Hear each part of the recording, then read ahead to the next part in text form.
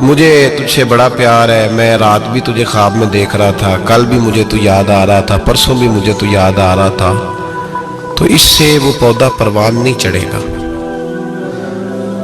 پروان چڑھانے کے لیے اسے پانی دینا ضروری ہے، پروان چڑھانے کے لیے اسے جڑی بوٹی سے بچانا ضروری ہے، اسے پروان چڑھانے کے لیے اس پودے کو دھوپ اور چھاؤں مناسب فراہم کرنا ضروری ہے۔ سارا دن ثابت کرنے سے پودا پروان نہیں چڑھے گا۔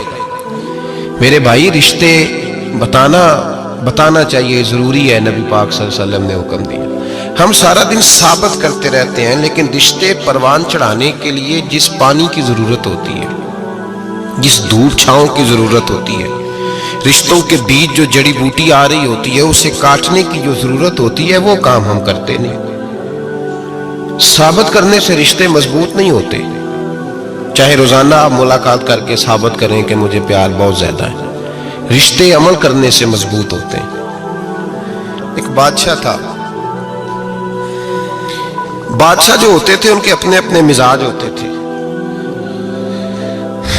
اس بادشاہ نے 4 5 6 کتے رکھے ہوئے تھے، اور کتے بڑے بڑے کتے تھے، اور بڑے وہ خون خار کتے تھے، چیر پھاڑ کھا جاتے تھے، شیر جتنے ان کے قد تھے۔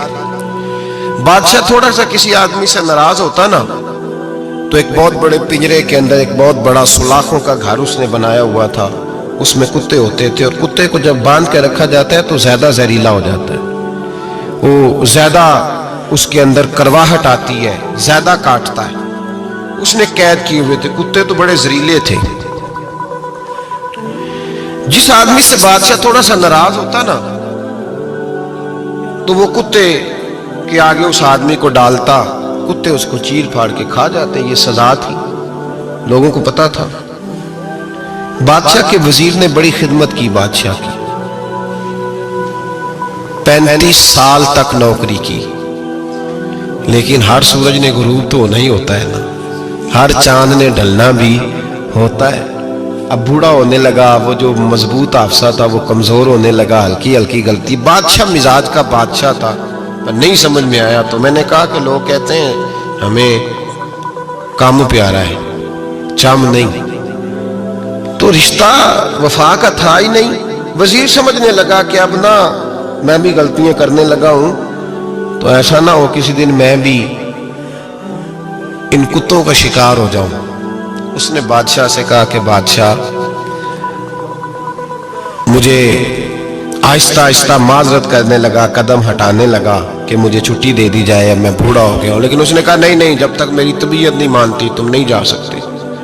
مطلق العنان لوگ تھے، وزیر خاموش ہو گیا، پریشان رہنے لگا، غلطی ہو گئی، یہ تو پھینک دے گا۔ ایک تجویز اس کے ذہن میں آئی، وہ جو کتوں کے پنجرے پر محافظ بیٹھا تھا نا، جو ان کو کھانا ڈالتا تھا، روٹی ڈالتا تھا، گوشت دیتا تھا، اس کو ایک دن کہنے لگا، یار تیری ڈیوٹی ہے سارا دن کتوں کو کھانا دینے کی، گوشت دینے کی، تو 2-4 دن ڈیوٹی مجھے نہیں دیتا؟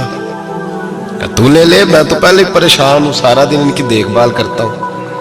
اس نے کچھ تھوڑا سا گوشت لیا، پنجرے کے باہر کھڑے ہو کے کتوں کو ڈالا۔ اگلے دن تھوڑی روٹیاں لے آیا، کتوں کو ڈالی۔ 2-4 دن، ہفتہ، مہینہ، سال بھر، جتنا اس کو موقع ملا وہ دن بھر خدمت کرتا۔ بس وقت ایک دن آ گیا، بادشاہ کو کوئی بات اچھی نہ لگی۔ اس نے کہا اس بڈھے کو اٹھاؤ اور ڈالو کتوں کے پنجرے میں، ساری زندگی یہاں رہا، اسے ابھی تک نہیں پتا چلا میرے مزاج کا۔ جب اٹھا کے پنجرے میں ڈالا نا، تو بجائے اس کے کہ کتے اسے کاٹ کھاتے، وہ اس کے پیر چومنے لگے، وہ پیر چومنے لگے، ہاتھ چومنے لگے، چاٹنے لگے۔ تو بادشاہ سامنے کھڑا تھا نظارہ دیکھنے کو کہ چیر پھاڑ کرتے تو خوش ہوا کرتا تھا، خونخوار درندے جیسی اس کی طبیعت ہو گئی۔ جب دیکھا وہ پیار کر رہے ہیں، تو بادشاہ وزیر سے کہنے لگا یہ کیا ہے؟ تو وزیر رو پڑا، کہنے لگا تو سیاستدان تھا تو میں بھی سیاستدان تھا، ساری زندگی سیاست کی، لیکن دنیا داروں کے ساتھ رہا، تو انجام یہ ہوا کہ مجھے اس پنجرے میں ڈال دیا گیا۔